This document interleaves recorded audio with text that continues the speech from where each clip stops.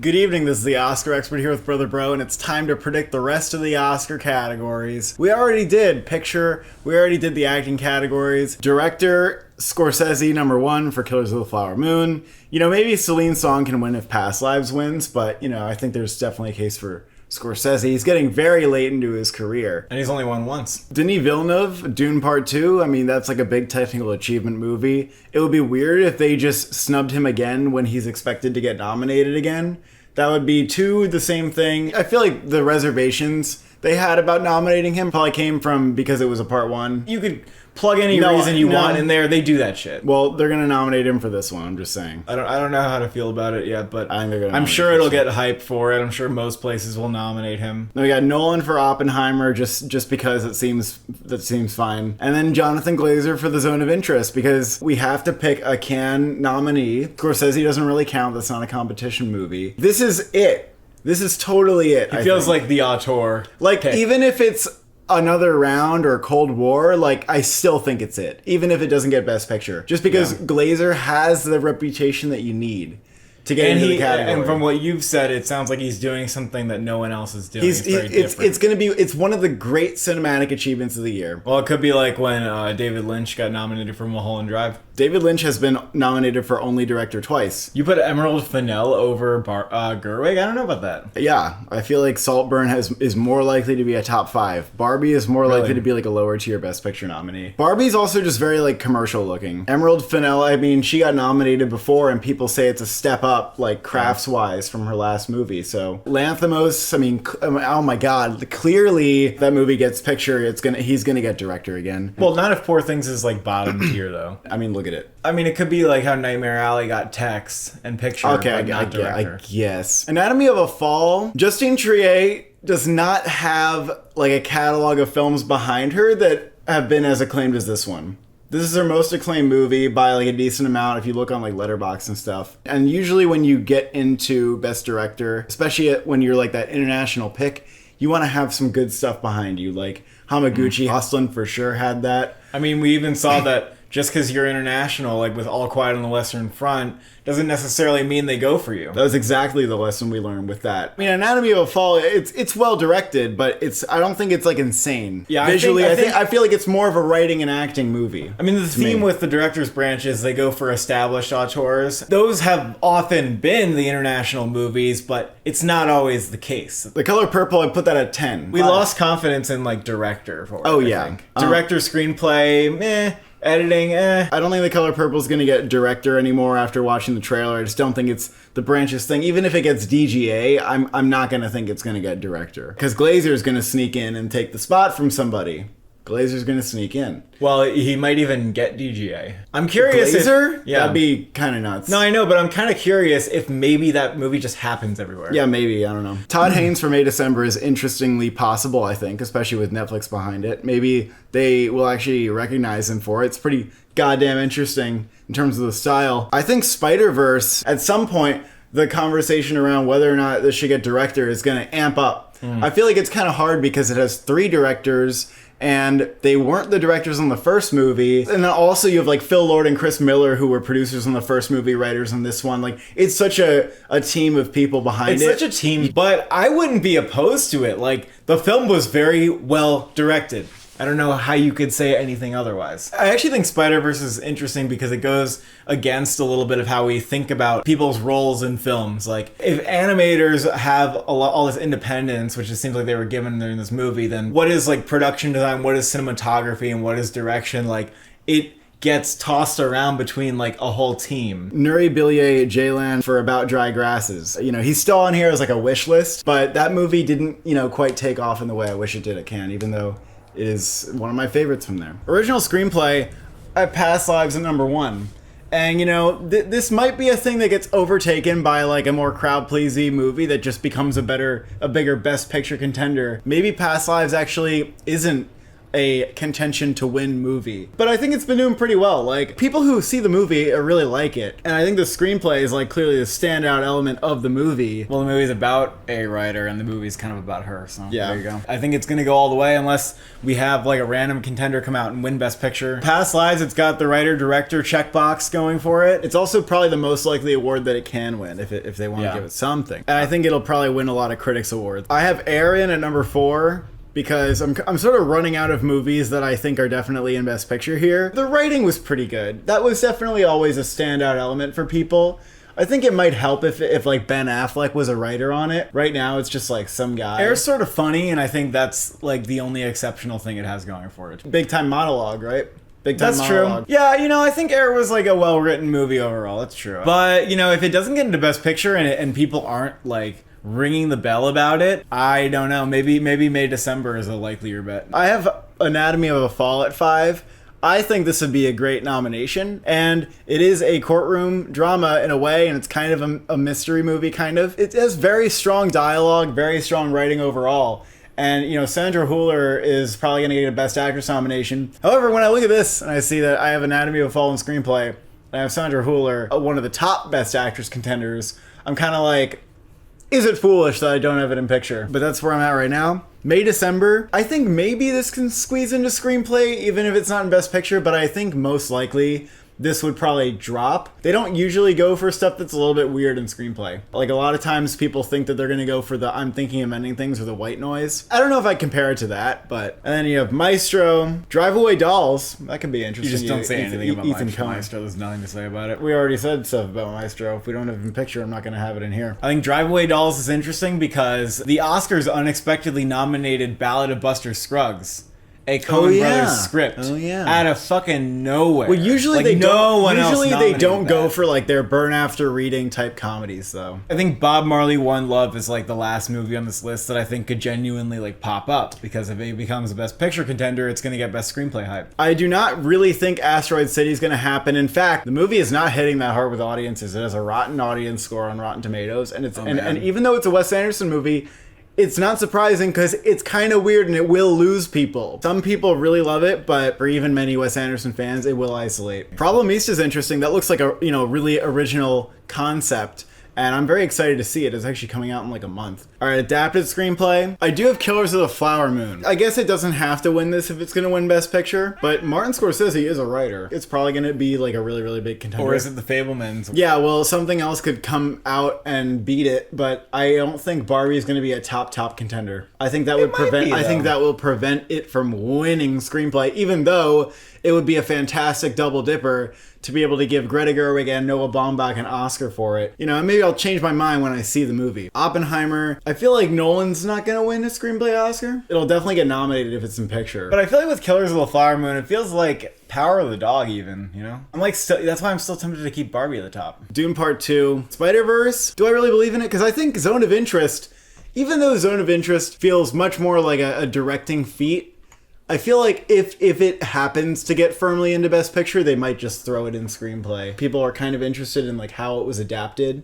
even though it's not so much of like a dialogue-driven movie. But Spider-Verse, it just doesn't feel like it would actually happen. It only feels like maybe because it could maybe get into Best Picture. Which makes me think, is it really? Is it really? Or maybe they'll nominate Poor Things, but I think Poor Things is not going to happen unless that's in Best Picture too. Or The Color Purple. Why don't I have The Color Purple on? I feel like musicals... The Color Purple is like a good filler, Yeah, but a lot of times musicals, they just don't care. Because they think, well, the songs already were like written before and you just wrote in between. Like even West Side Story, with all the narrative pushing about how Tony Kushner like did the greatest job ever adapting it and changing all this stuff, it didn't even get nominated. And I don't think Les Mis got nominated for screenplay either. Maybe The Killer. I'm hearing good things about The Killer so far. Early word is that it's like very violent and it might be like well over 2 hours, and it's an interesting mix of art house and like action. It doesn't sound that Oscar-y, but I think it's going to be like pretty well acclaimed. Then you have an Anthony McCartan script for The Collaboration. Been nominated many times. This could be another Two Popes kind of thing. Maybe How Do You Live gets in.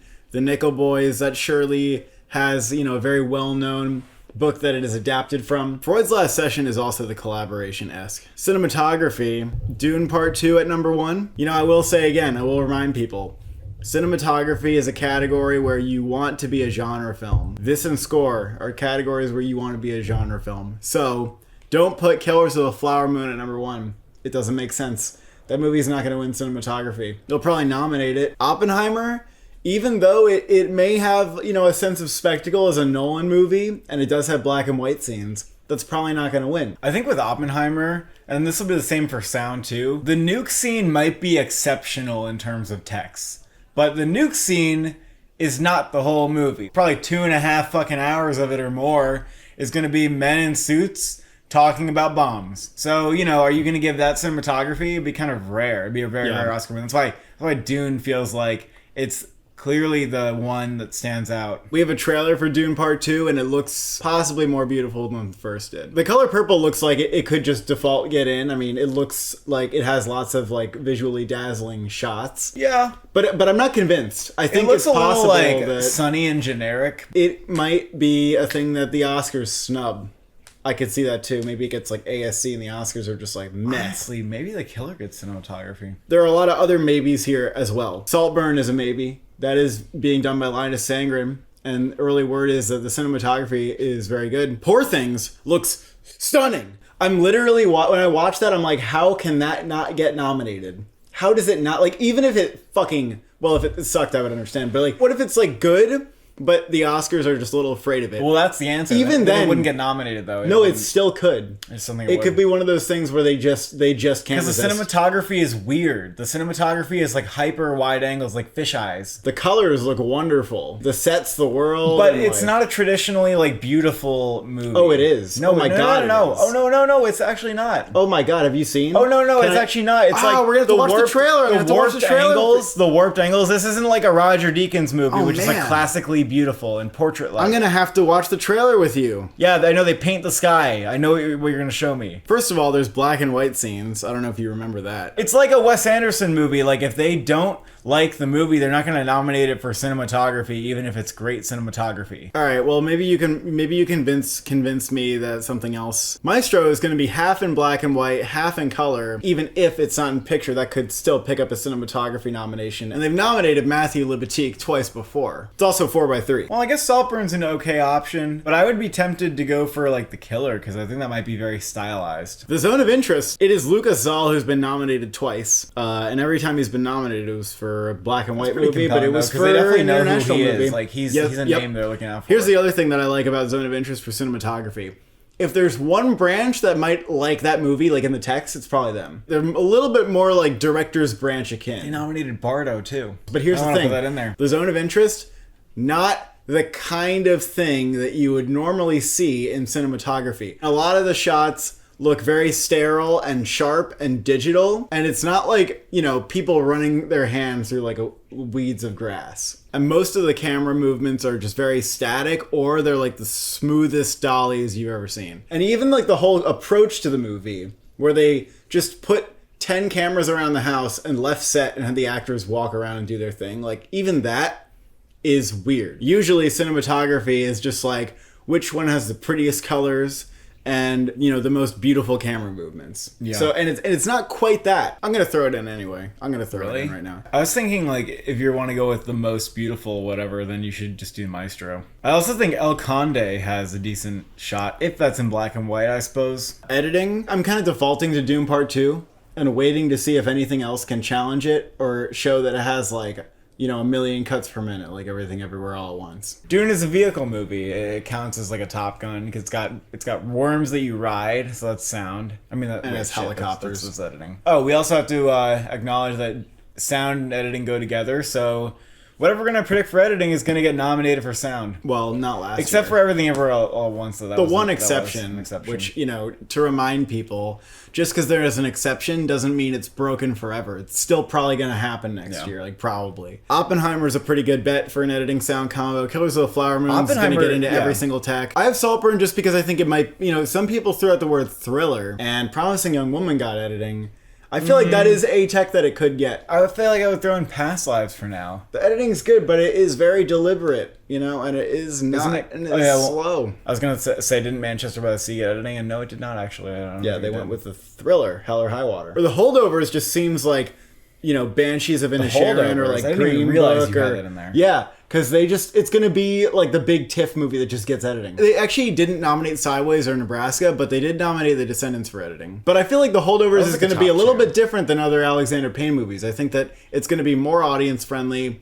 And critics will probably still like it, but it's not going to be like their favorite thing as much. That has to be a top 5 contender to get editing, though. I think it is going to be a top 5 contender. The Color Purple, I don't know. I feel like I'm not going to put it in every single tech ever. Because I don't know if it looks like the most brilliantly crafted movie of the year. It's interesting because West Side Story didn't get editing despite being a musical. They like quick cutty shit, and that is not what that movie is. I mean, Minari didn't get editing. Air, we're taking Air out for editing. Well, if we don't have a picture, I'm not doing that. What about Barbie for editing? I don't know. Comedy? Ferrari and The Killer, they're definitely movies that can make the case, but they might just not be a strong picture. Ferrari, though, like, how likely is that gets sound in editing? And are we sleeping? It has to be good. We're just filling all these categories with Best Picture movies. Ferrari's probably going to be fine, and we're not going to have to worry about it. I don't think The Zone of Interest is going to get editing. I don't really think it's going to ever be that top of a contender to get that. Production design, we have Barbie at number 1. I mean, there's been like multiple videos now taking the camera around the set, showing you how incredible it is, and I'm just dazzled. I'm ready to give that the Oscar right now. I don't need to see the movie. It's a huge practical set. They have the painted backdrops, just like the old movies. It's like a Wizard of Oz set. It's insane. Yep. They're gonna like how original it is.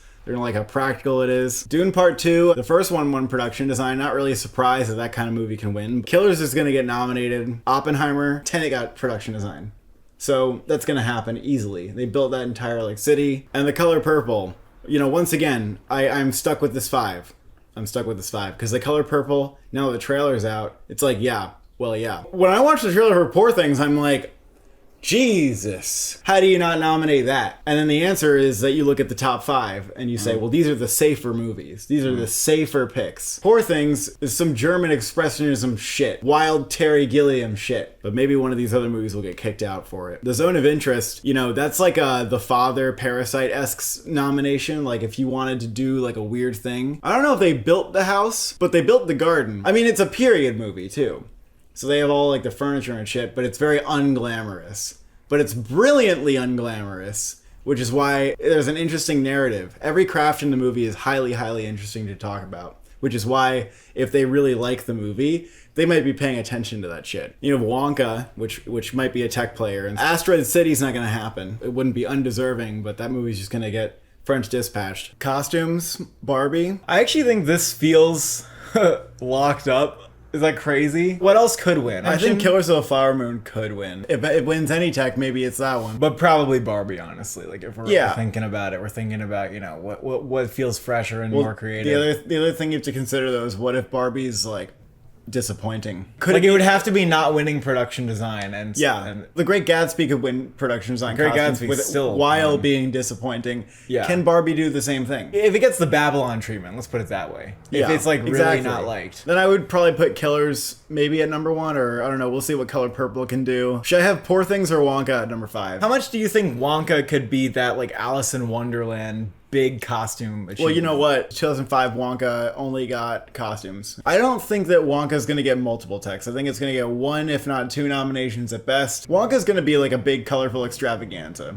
But Poor Things looks like it has some really good costuming. Yeah, but Poor Things could just get snubbed. I know it hurts not to have Poor Things in, but... No, but usually there's like one kind of like Disney-ish movie in here. I feel like that's it. Unless Priscilla's like a Best Picture contender, I don't really see... Or Napoleon, like what else is going to happen here? I thought that Firebrand had Oscar-worthy costumes, but that movie doesn't seem like it's going anywhere. Literally, it feels like it's not even going to come out because the reviews are so meh. Maybe Chevalier still has an opportunity to come back and get just costumes. Sometimes they nominate a movie and it feels a little random. Makeup, you got Maestro at number 1. I feel like that's going to win makeup. That's just the most makeup of the year. And then The Guardians and Dune, I think those are just going to get nominated. Yep. That seems really easy. A Different Man. That's the A24 one where they cover Sebastian Stan in makeup. It's got an unrecognizable lead character, so we're just going with that. And then Barbie, I think, has, a makeup and hair case. And then again, Poor Things...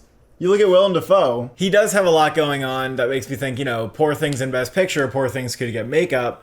But I mean, is that the most it has going on? Because if it's not in That's Best all it has Picture, going then- on. That's it. Yeah. So number 6 is good. Does Oppenheimer have makeup? Like, is that a real thing? I feel Yeah, like he it's gets not. older. He gets older. I feel like that's not going to be enough. What else is in makeup? Is there anything else? Nothing. Bob Marley, Color Purple, Hunger Games. Score, Dune Part 2. Hans Zimmer win again. Has that ever happened? Has someone won score for a sequel? Howard Shore won twice for the Lord of the Rings movies. It just depends on if there's competition. I mean, if Oppenheimer's score is like really fucking good. I mean, I don't know. Even then, like Ludwig Göransson also already has an Oscar. Killers of the Flower Moon isn't gonna win. I mean, what else? Like maybe Spider-Verse. Like if Spider-Verse was firmly in Best Picture, maybe that could win score. How about that? Is that crazy to say? I guess I see what you're saying, but I wouldn't predict that. I think Past Lives is gonna go for it because everybody's kind of been talking about it. People really like the score from the movie, and it amps up during the end, and then one of the more powerful moments in the movie. It's also really good, and they did nominate the score from her, and they nominated the score from Minari, and I feel like those are kind of similar cases. But the Zone of Interest I really want to put in. The Zone of Interest doesn't have a lot of music, but it's very prominent. It's a very prominent piece of the movie, and it's extraordinary. But isn't it weird that Zone of Interest could get Best Picture and not score? Yeah. And do I feel more confident maybe. about Past Lives? I just can't tell right now. I really want to put Zone of Interest in, but I don't know. Do you want to tell people about Killers? Killers has a lot of music. It's a little bit like rock oriented, but there's like a lot of upright bass like thumping and like giving the movie momentum, like a lot. It does that a lot. The score is good enough that it can get in, and because it's Killers of the Flower Moon and they're gonna shower it with text, I think it's just gonna get that. Funnily enough, I feel like there could even be the best case if you were to kick one movie out. I would say probably the best case is Past Lives, but like maybe even Oppenheimer. You know, if Oppenheimer is a disappointment, then that just doesn't get score, right? Oppenheimer, I don't think Oppenheimer is gonna be a disappointment. Neither do I. But I'm just saying, don't like, think if so. you were to make the case for each of these, right? What would I feel safest with? It would be Dune, Killers, Spider-Man. Also, why are you saying that and then Oppenheimer... Past Lives. I think Oppenheimer could easily get score even if it's a disappointment. A lot of Nolan's movies have gotten score without picture. And it might have happened with Tenet if that whole weird thing with the studio didn't happen. I do feel good about Spider-Man Across Spider-Verse for some reason. The killer is going to be Trent Reznor and Atticus Ross. So is Teenage Mutant Ninja Turtles Mutant Mayhem, which will probably not get nominated, but there's early word that the score is really fucking good from that movie. Like, I'm really excited. Well, that could get it nominated then. And Challengers. Challengers is also them. They're not going to get nominated for that. Elemental scores really good in Elemental. It's actually really good, and you should listen to it. You'd actually like it. I mean, the early word in Elemental was like, oh yeah, that can easily get score because, you know, it's just as good as like any great Pixar score or whatever. And people were putting it number one, being like, hey, Thomas Newman hasn't gotten an Oscar, which is true, but, you know, it's Like, not just going to suddenly pop out of nowhere. And If get he an did Oscar. win for it, I would be like, that's fine. This is the thing. I don't even know if Elemental's getting into animated feature at this point. In order to get score nominated, I think you got to be like top 2 in animated feature. And to That's say just that why I can't do it. two animated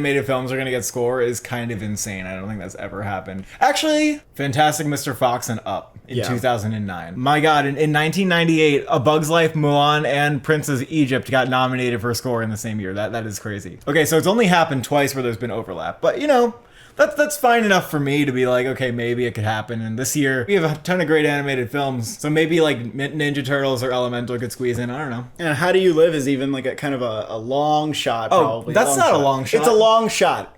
Why? Get over it. It's a long shot. Why for score? Why is it a long shot for score?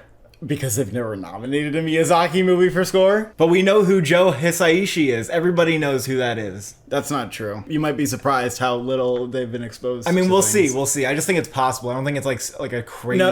shot But in listen, the dark. it's like it's not going to happen unless How Do You Live is getting like across the board hype. No one's going to go out of their way to start nominating them for score unless it has across the Disagree. board hype. What if the you're score is wrong. as good as Spirited Away? Then I think it would get nominated. I don't think it would. in this day and age. I don't agree with you. In this day and age, if Spirited Away came out, it would get best score hype. If Miyazaki made Spirited Away right now, it would get nominated for Best Picture. I agree. But that's because he's Miyazaki and we understand his reputation differently. I agree, now. and it would get then nominated for Best Score. Yeah, but because it would get nominated for Best Picture. Not even. I don't think. No, You it know, the needs score. no. It needs to have Best Picture hype. I'm telling you. You can have it your way. Indiana Jones, like at this point, I'd be a little upset if that happened. A lot of people seem to actually still like the score, and I'm kind of like, I did not hear what you're hearing. And I think recently watched Raiders of the Lost Ark, and I was like, the score is amazing in this, and I just did not get that from the new one. I want to say it's dead because like the movie probably won't even perform box office that well. Like the word of mouth is really terrible because of them premiering it at Cannes, the critics just dunking on it. So I want to say that makes it dead. But like they nominated John Williams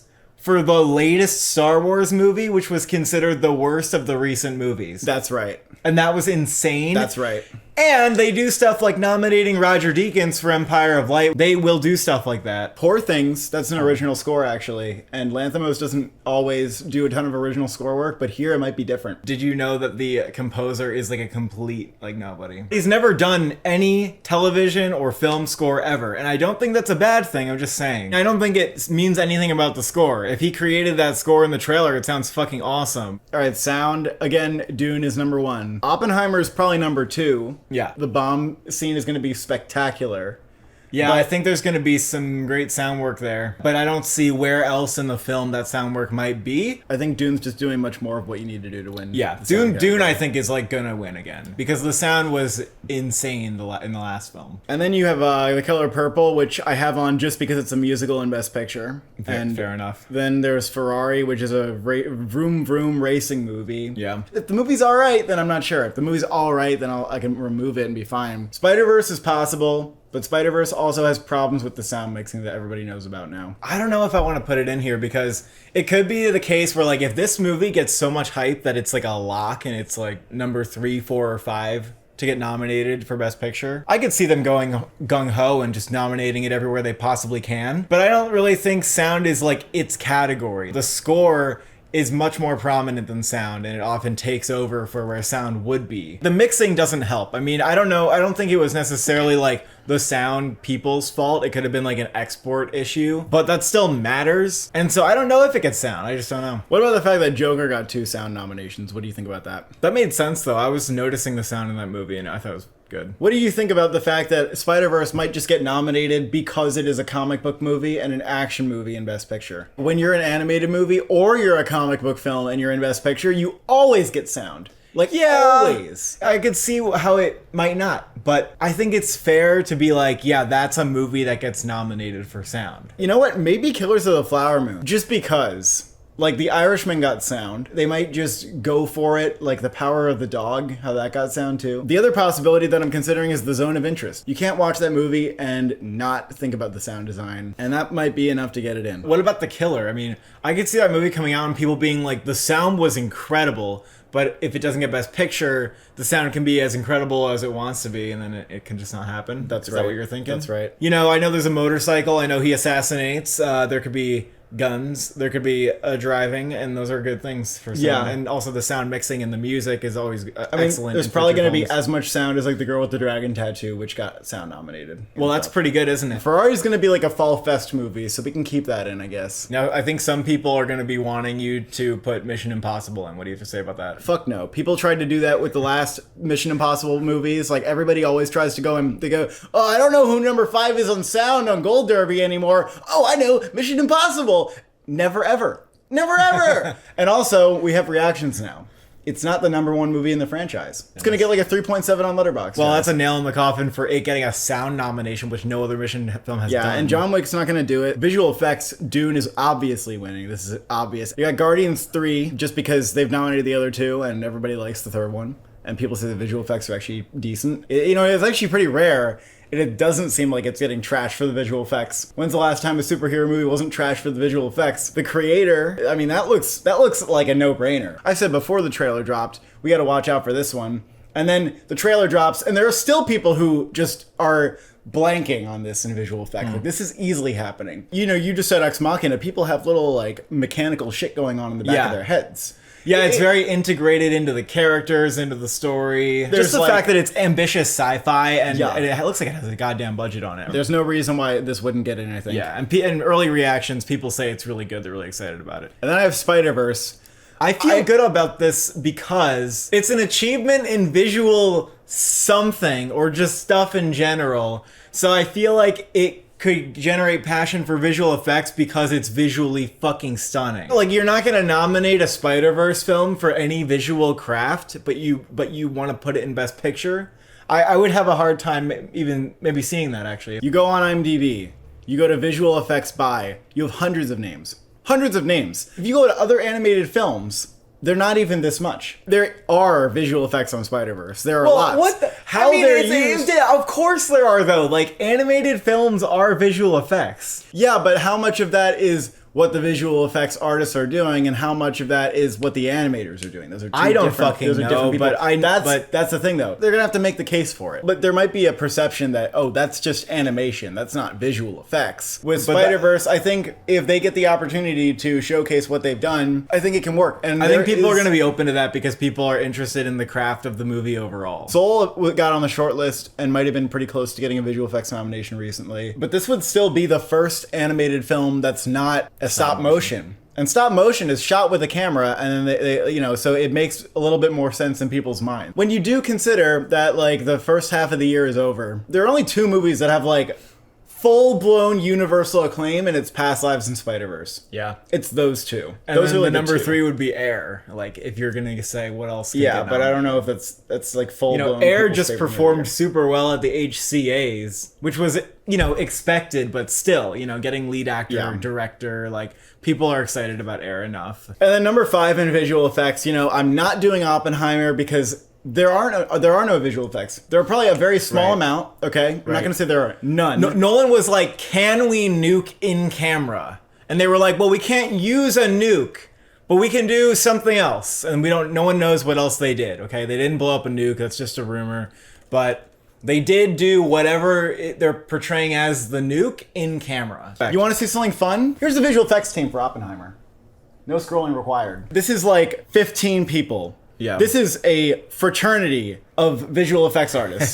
Spider-Verse had hundreds of people. This is a soccer team. Look, Oppenheimer, it doesn't have visual effects very much. It just doesn't have them. People need to jump ship. People need to stop. Top Gun, we were wrong. We were wrong last year saying Top Gun doesn't have visual effects. That was just incorrect. That was just the movie being so impressive that we didn't notice it, and yet it's like everywhere in the movie. It's everywhere in the movie. When I watched it the second time, I was like, shit, it's all over the place. Right. But Oppenheimer, I think it's like a guarantee that it's really not going to have them. Tenet, which was also a movie that did a lot of things practically, has hundreds of people listed on the visual effects team on IMDb, like 300 people, okay? Okay, but Tenet had so many visual effects. I guarantee you, I promise you, The Killer will have more visual effects than Oppenheimer. Killers of the Flower Moon will have more visual effects than Oppenheimer. Probably The Color Purple. Possibly The Zone of Interest. What? The Zone of Interest has VFX? Just for backdrops. What do you mean? How do you know that? Because I watched the movie. How do you know that the backdrops were VFX? See? It has like as many people as Oppenheimer on the visual effects team for Yeah, The it Zone has of Interest. more. Barbie has more visual effects than Oppenheimer. We should just delete yeah. Oppenheimer. We should just delete it. No.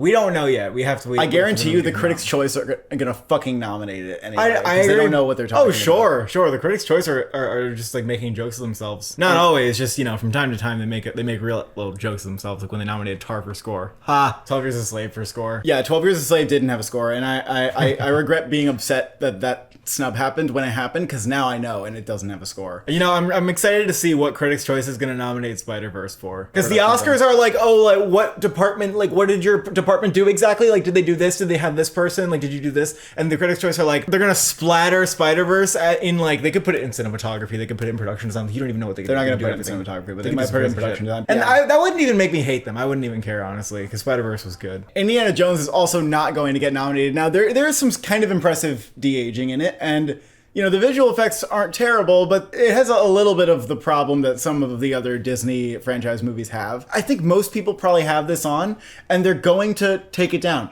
It's going to come down. It's not going to get nominated. But people are going to think that for a long time. I looked through the options. Dungeons and Dragons, meh. They're going to forget about it by the end of the year. You think so? If it makes it onto the short list, then we can have a Yeah. conversation about I it, think okay? that could make it on the short list, and then they could get it. Mission Impossible Dead Reckoning. I watched the behind the scenes when he jumps off the motorcycle.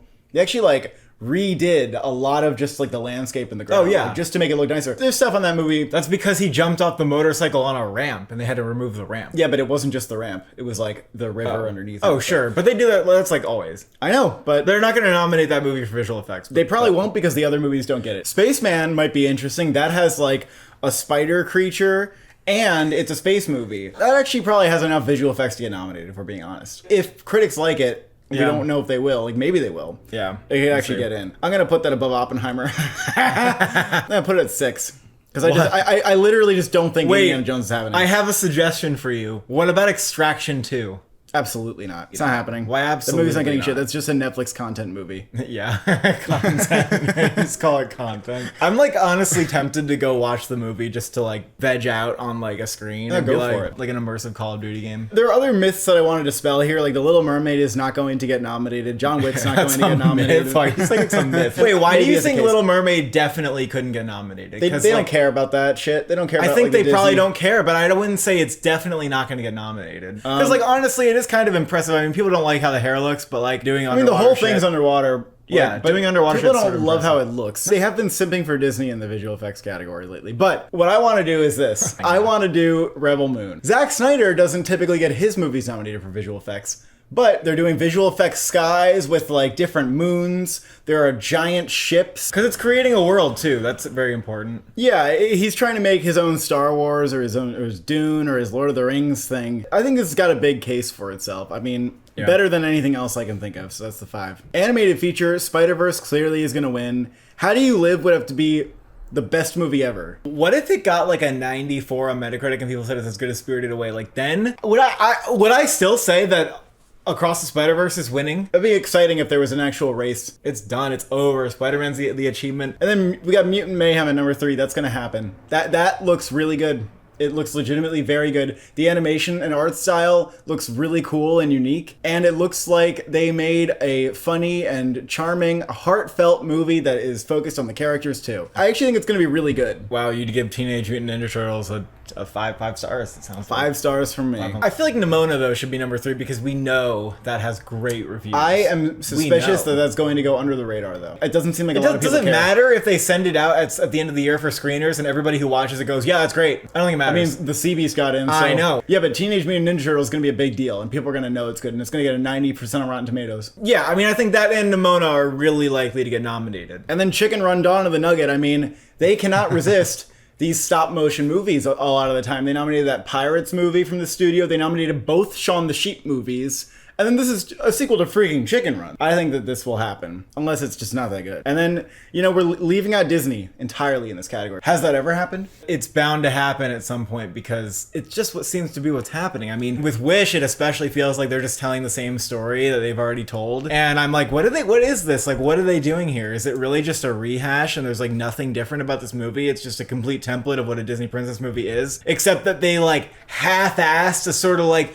2D, 3D hybrid. Strange World ended like a 9-movie streak of Walt Disney Animation Studios films getting nominated for the Oscar. If ne'er a Pixar film nor ne'er a Disney film got in, I mean, that would be insane. I think we're heading towards, you know, either it's this year or a year in the future, near future, where that happens. Some people think Wish is undeniable because they're really successful with their princess movies getting in, but this one just looks more boring. I would like Elemental to get in. I think Elemental has been unfairly maligned. I think, yeah, maybe it's redundant of other things, but it's still good. It actually had a good second weekend. It didn't drop that much, but people seem to, in general, be getting kind of tired of Pixar. It's like, yeah, we get it. You're like trying to do elements. I mean, Lightyear wasn't even close, and that, you know, not only did that underwhelm people, but it bombed at the box office. Elemental is not even going to make the money that Lightyear made at the box office. Did you know that? There's a movie called Robot Dreams, which apparently has like no dialogue, that premiered at Cannes, and it's a little kids movie that looks like it Neon has acquired Cartoon it. Network animation. Yeah. That Neon acquired, and some people think it's really good, and some people think it's an animated feature prospect.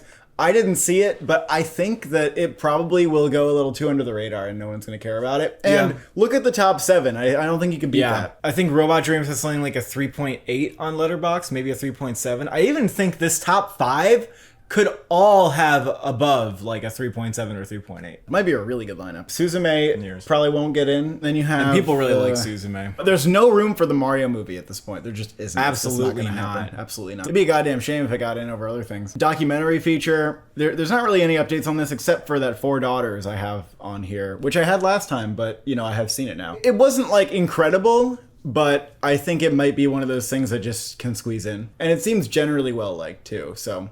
I'm just trying to predict something that's not from Sundance, too. I don't really have much to say about everything else in here. What's the Eternal Memory? Sundance, you missed it. People cried. Beyond Utopia we've seen, and it's great. It's definitely in contention to win.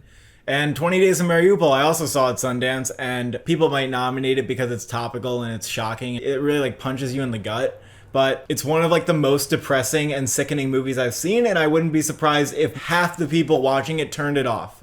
because it's like disgusting. You see people with like their organs like hanging out of their body. It's not a nice movie, and it's also not like an artistically crafted movie. It's just documentation that one man took of the events. Yeah, I'm not sure. So like be careful of putting that movie in. Like I know it's about Ukraine and it's really important and the movie is important. I don't know if this is going to land like the Oscar nomination because of what I just said. The Michael J. Fox movie has a lot of acclaim, but I just feel like it's not going to happen. I don't know how to explain it. It's like that Robert Downey Jr.'s dad documentary that people thought was going to happen for like a week. I feel like I don't see documentaries like that actually getting nominated for the Oscar. International feature, you know, this could be interesting. If Zone of Interest and Anatomy of a Fall both got into Best Picture, I actually don't know if I could say which one would be more likely to win, because Zone of Interest, probably more polarizing maybe. Anatomy of a Fall, more digestible, but Zone of Interest more likely to maybe be like, you know, you're in your like top 3 of the year. So that could be an interesting race. I would love it if we got, you know, the first year where 2 international films get nominated in Best Picture. It's going to happen at some point. And then we have How Do You Live or Monster, whatever Japan decides to submit.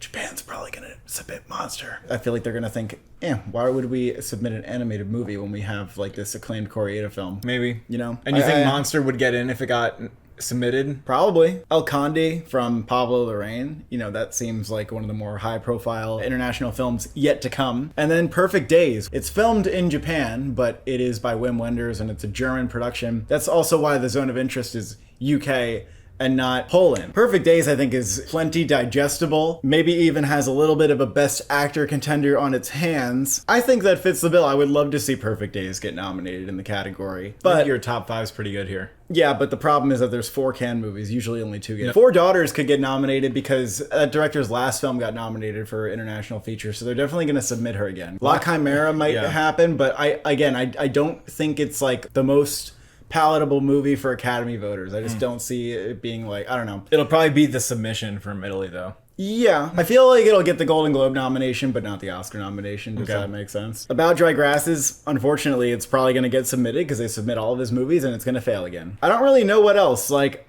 a lot of the Cannes possibilities don't seem very possible. Like, as much as I liked Close Your Eyes, nobody gave a fuck, and it's very disappointing, but you know, if you don't know what that is, you should look up Close Your Eyes and put it on your watch list, but I don't think that's going to get nominated. Maybe Finland will submit Fallen Leaves.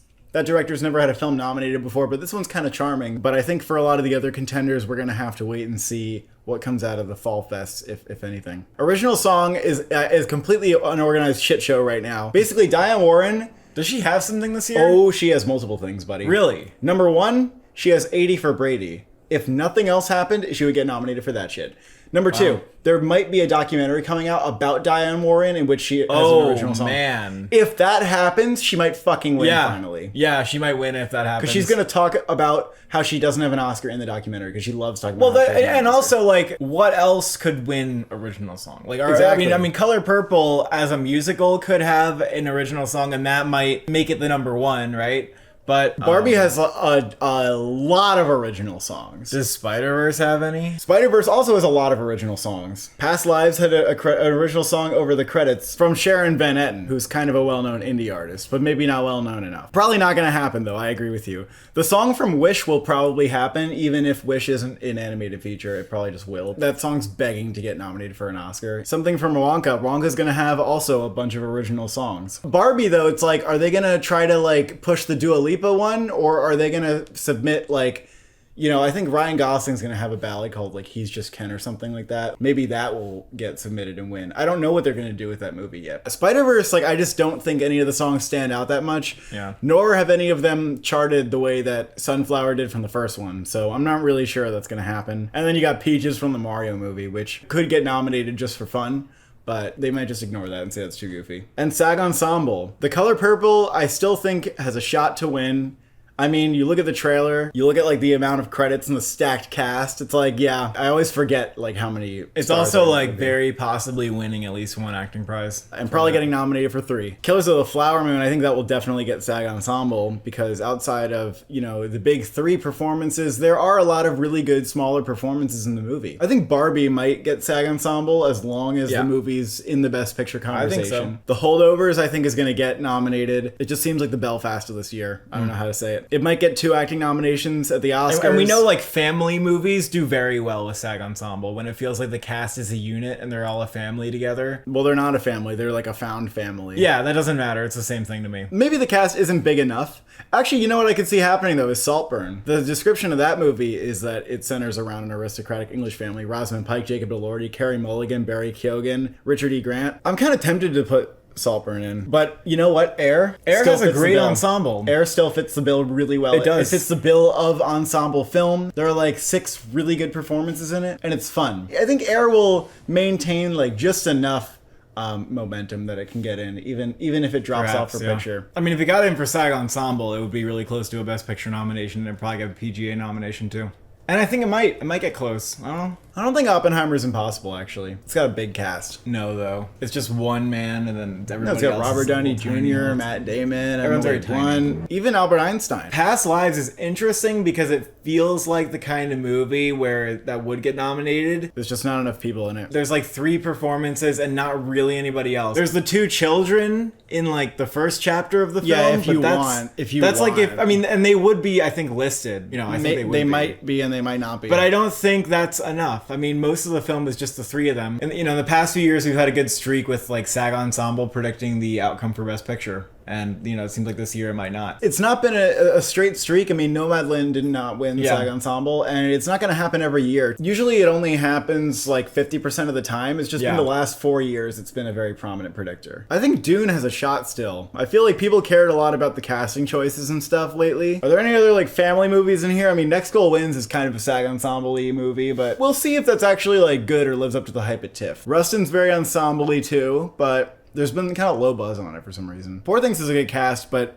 I don't know if it seems as SAG Ensemble friendly. I mean, the fucking favorite couldn't even get nominated. I mean, you kidding me? That's about it. And that concludes our June Oscar predictions just in time for June to finish. We'll be back either at the end of next month or August with updates on Barbie and Oppenheimer, basically. That's pretty much gonna be it. TIFF announcement should happen in late July. We will be going to TIFF. So we'll wait for the TIFF announcement, and then we'll have seen Barbie and Oppenheimer, and then we'll do predictions based on that. Yeah. Might be the next early time we do them, it'll be after TIFF, so they'll change like a whole lot, perhaps. You know, Yeah. it'll be after all the fall Yeah. festivals. And then after the fall festivals, we're in the midst of Oscar season, so we're really not that far off, are we? The Oscars are just around the corner, aren't they? Thank you for watching. Thank you for subscribing. Are you gonna wear a reversible costume? So when you come out of Barbie on Thursday, July 20th, that you're gonna reverse the costume and become Oppenheimer?